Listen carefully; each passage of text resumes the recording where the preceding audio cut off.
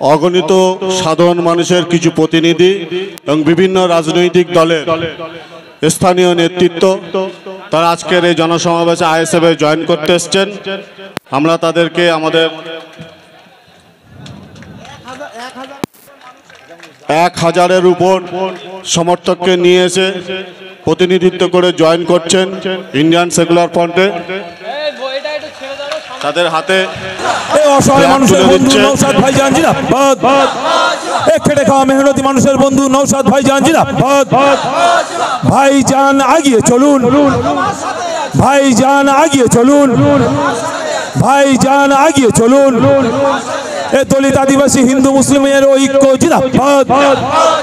এ দলিত আদিবাসী হিন্দু মুসলিমের ঐক্য জিন্দাবাদ।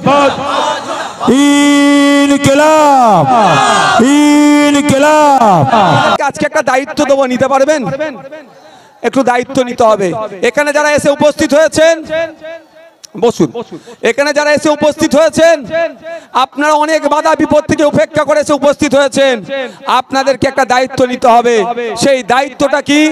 আপনারা আজ থেকে এখানে বিদায়টাকে যখন নেবেন, বক্তব্য যখন শেষ করে দেব, আপনারা দায়িত্ব নিয়ে কম করে 10 জনকে তৃণমূল এবং বিজেপির বিরুদ্ধে ভোট দেওয়ার জন্য, আইএসএফ এর পক্ষে যাতে ভোট দেয়, তৃণমূল বিজেপিকে পরাস্ত করার জন্য, এই শুভেন্দু অধিকারীদেরকে পরাস্ত করার জন্য, এই অভিষেক ব্যানার্জির চাকরি চোরের সরকারকে পরাস্ত করার জন্য, বাচ্চাদের মিড ডে মিলের চুরির সরকারকে, এই মমতা ব্যানার্জিদেরকে পরাস্ত করার জন্য, এই বেকারত্বের শীর্ষে আমাদের দেশ এগিয়ে যাচ্ছে, যারা বেকারত্ব বাড়াচ্ছে কেন্দ্রের এই দিলীপ ঘোষের সরকারকে পরাস্ত করার জন্য 10টা করে মানুষকে বুঝিয়ে ইন্ডিয়ান সেকুলার ফ্রন্টের পক্ষে ভোট করানোর জন্য দায়িত্ব তুলে নেবেন ভাই, নেবেন ভাই?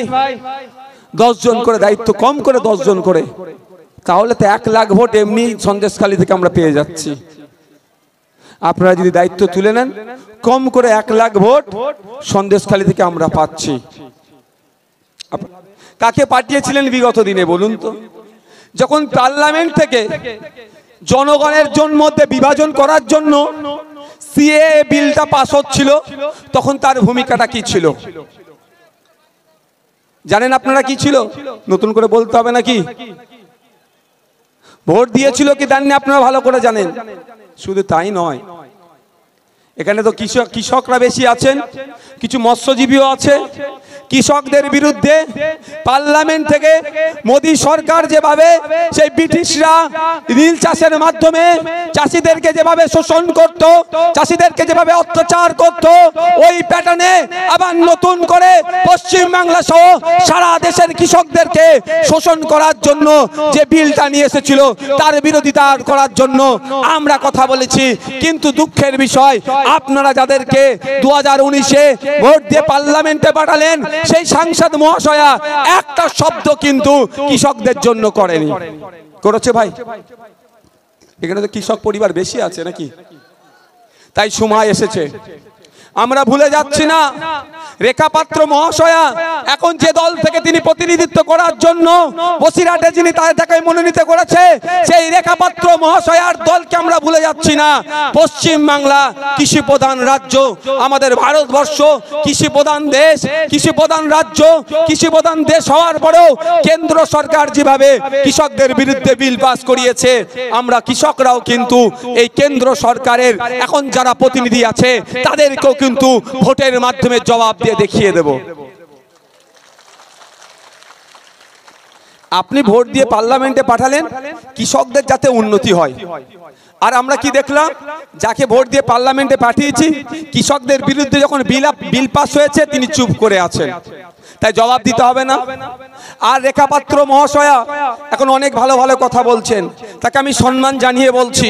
ব্যক্তিগত লড়াই তার সাথে আমার নাই, কিন্তু আপনার দল, বর্তমানে আপনি যে দলে আছেন, আপনার দল আমার কৃষক ভাইদের বিরুদ্ধে বিল পাস করিয়েছে। তাই পশ্চিম বাংলার কৃষকেরা, সন্দেশখালীর কৃষকেরা, বসিরহাটের কৃষকেরা আপনার বিরুদ্ধে, আপনার দলের বিরুদ্ধে ভোট দেবে, তখন আপনার দলের বিরুদ্ধে ভোট দেবে। তাই আপনাদের বলবো, কৃষক বন্ধুরা, আপনাদের বিপক্ষে যারা বিল নিয়ে এসেছিল, আপনাদেরকে শোষণ করার চেষ্টা করেছিল, আপনাদের হাতে ক্ষমতা আছে, ভোটের ক্ষমতা দিয়ে যারা আপনাদেরকে শেষ করার চেষ্টা করেছিল, তাদেরকে গণতান্ত্রিক প্রক্রিয়াতে আপনারা শেষ করুন।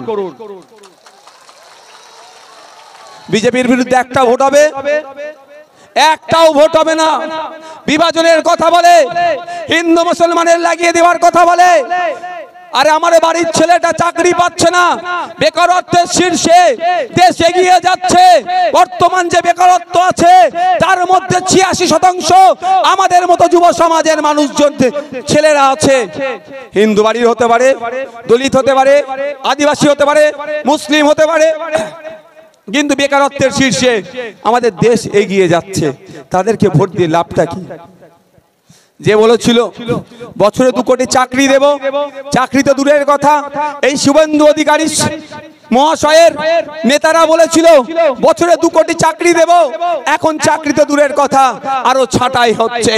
এই শুভেন্দু অধিকারীর মহাশয়ের নেতারা বলেছিল বিদেশ থেকে কালো টাকা ফিরিয়ে নিয়ে এসে অ্যাকাউন্টে ১৫ লক্ষ টাকা করে দেব, কালো টাকা ফিরিয়ে নিয়ে আসা তো দূরের কথা। এই শুভেন্দু অধিকারী জয় দলে এখন বর্তমানে আছে, এই দলের নেতাদের আমলেই, এই শুভেন্দু অধিকারীরা যেই বিজেপিতে আছে, এই বিজেপির আমলেই ঋণ খেলাপির সংখ্যা আরো বেড়ে গিয়েছে। তাহলে এদের বিরুদ্ধে ভোট হবে তো নাকি ভাই? এদের বিরুদ্ধে ভোট হবে তো ভাই। তবে কৃষক বন্ধুদেরকে ভুলে গেলে চলবে না, কৃষক বন্ধুদেরকে ভুলে গেলে চলবে না। সারা দেশের কৃষকরা যখন এই কৃষি বিলের বিরুদ্ধে আন্দোলনে নেমেছিল, যারা যখন ভারত বন্ধের ডাক দিয়েছিল, ইন্ডিয়ান সেকুলার ফ্রন্ট কৃষকদের স্বার্থে ভারত বন্ধকে সফল হওয়ার জন্য সমর্থন শুধু জানায়নি, আমরা রাস্তায় নেবে এই ভারত বন্ধকে সফল করতে চেয়েছিলাম। তখন মমতা ব্যানার্জির সরকার প্রশাসনকে দিয়ে, এই গুন্ডা মস্তানকে দিয়ে, এই শাহজাহান শিবুদেরকে দিয়ে আমাদের বন্ধকে সফল হতে দেয়নি, অর্থাৎ কৃষকদের পক্ষে তারা নেয়নি। তাই কৃষক বন্ধুদের বলবো, আমাদের বিরুদ্ধে আমাদের আন্দোলন ছিল বিজেপির বিরুদ্ধে, কিন্তু মমতা ব্যানার্জির অত বুক ফেটে যাচ্ছিল কেন? তারা আমাদের আন্দোলনকে সফল হতে দেয়নি কেন? সময় এসেছে আমরা যেমন আমাদের বিপক্ষে যারা বিল পাস করিয়েছে বিজেপি, তাদের বিরুদ্ধে ভোট দেব, আর আমাদের বন্ধকে যারা সফল হতে দেয়নি তৃণমূল, তারও বিপক্ষে আমরা ভোট দেব। আমি ভেবে পাই না, আন্দোলন করি তো বিজেপির বিরুদ্ধে, মমতা ব্যানার্জি মহাশয়ের এত কষ্ট হয় কেন? বন্ধটা কার বিরুদ্ধে ডেকেছিলাম? বিজেপির বিরুদ্ধে। বন্ধটা সফল হতে কে দিল না? কে দিল না ভাই? তৃণমূল দিল না। তাই সময় এসেছে তো এই তৃণমূল বিজেপির বিরুদ্ধে ভোট দেওয়ার। ভাই আমি আর কটা বাজে, আমাকে একটা প্রোগ্রামে যেতে হবে, আমি আর 5 মিনিট বক্তব্য দেবো। কারো অসুবিধা আছে? Maximum 5 minutes. কারো অসুবিধা নেই তো ভাই? ভাই আপনাদের বলি, আমরা ভুলে যাব না ওই দিনগুলোর কথা। সিএ নিয়ে আমাদের আন্দোলনটা কার বিরুদ্ধে ছিল? কেন্দ্রীয় সরকারের বিরুদ্ধে ছিল। কেন্দ্রীয় সরকার কে পরিচালনা করছিল তখন? বিজেপি করছিল। তাহলে আমাদের রাজ্যে আমরা যখন সিএ এর বিরুদ্ধে আন্দোলন করেছিলাম, আমাদের বিরুদ্ধে মিথ্যা মামলা কে দিয়েছিল? তৃণমূল সরকার দিয়েছিল। তাই জবাবটা কাউকে দিতে হবে। যে সিএ নিয়ে এসে বিভাজনের কথা বলে, তার বিরুদ্ধে যেমন জবাব দেব, আমাদের এই আন্দোলনকে দমিয়ে দেওয়ার জন্য আমাদের নামে যারা মিথ্যা মামলা দিয়েছে তৃণমূল, তারও বিরুদ্ধে মামলা আমরা জবাব দেব। আমরা ভুলে যাচ্ছি না নূপুর শর্মার কথা। নূপুর শর্মা যখন হযরত মুহাম্মদ সাল্লাল্লাহু আলাইহি সাল্লামকে নিয়ে বাজে মন্তব্য করেছিল, কুমন্তব্য করেছিল, আপত্তিজনক যখন মন্তব্য করেছিল, পশ্চিম বাংলার ধর্মপ্রাণ মুসলিমরা যখন এর বিরোধিতা করেছে, মমতা ব্যানার্জি তখন আমাদের বলেছিল যে এই আন্দোলন দিল্লির বিষয়, দিল্লিকে আন্দোলন করুন। সেই জন্যই আমরা আমাদের পক্ষ থেকে আক্তার রহমান বিশ্বাসকে আমরা দিল্লি পাঠাবো। আমরা দিল্লিতে গিয়ে যেমন আন্দোলন করব, আমরা মাঠে ময়দানেও আন্দোলন করব। তাই আমাদের দিল্লিতেও লোককে পাঠাতে হবে। মমতা ব্যানার্জি কি বলেছিল? দিল্লি গিয়ে আন্দোলন করতে না, এই দিল্লি যাবে আন্দোলন করবে, আমরাও মাঠে ময়দানে আন্দোলন করব।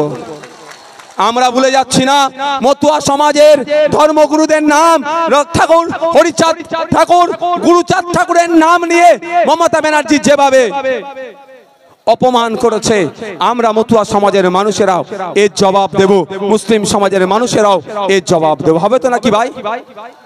সকলে ভালো থাকবেন, সুস্থ থাকবেন, বিদায় নেন। বিদায় নিতে আপনারা শুনতে থাকুন কয়েকটা কথা, আস্তে আস্তে বিদায় নেন। আর এই গ্রাউন্ডের মধ্যে কেউ আসবে না। গুপ্তাজি কিছু কো মাত ইধার ঘুষনে দেগা, কই না ইধার। আপনাদের বলবো আপনারা নিশ্চিন্তে বাড়ি যান, কোন রকম প্ররোচনায় পা দেবেন না। কারণ সম্রাট আজকে জেলের ভাত খাচ্ছে। সম্রাটের চালা যদি মনে করে শওকত মোল্লাকে বাঁচিয়ে নেবে, এটা মাথায় রাখবেন। শওকত মোল্লা যদি বাঁচিয়ে নিতে পারতো তাহলে সম্রাটকেই বাঁচিয়ে নিত। ভাই আপনার ভিতরে আসলেন কেন? ভয় পাওয়ার কোনো জায়গা নাই। ভাই ভলেন্টিয়ার যারা আছেন, মিডিয়া বন্ধু ছাড়া সকলকে বার করে দেবেন। আমি এখান থেকেই বলে দেবো, কোনো কোশ্চেন যদি থাকে। সকলে ভালো থাকবেন, সুস্থ থাকবেন। আপনি আস্তে আস্তে বিদায় নিন। তবে আমার একটা অনুরোধ, যে ভোটের জন্য নিজেদের মধ্যে মারামারি হানাহানিতে জড়িয়ে পড়বেন না। ভোট আসবে যাবে, নেতারা আসবে যাবে, কিন্তু এই ভোটের জন্য নিজেদের মধ্যে মারামারি হানাহানিতে একদম জড়িয়ে পড়বেন না। দিনের শেষে প্রতিবেশী, দিনের শেষে আমরা আত্মীয়তা সম্পর্ক আছে, দিনের শেষে আমরা কাকা ভাইপোর সম্পর্ক, দিনের শেষে আমাদের চাচা ভাইপোর সম্পর্ক, এটা আমাদের মাথায় রেখে চলতে হবে। আপনারা যারা এসেছেন আস্তে আস্তে বিদায় নিন। মিডিয়ার বন্ধুর যদি কোনো কোশ্চেন থাকে করতে পারেন, আমি এখান থেকে উত্তর দিয়ে দিচ্ছি। আমি এখানে বেশিক্ষণ থাকতে পারবো না।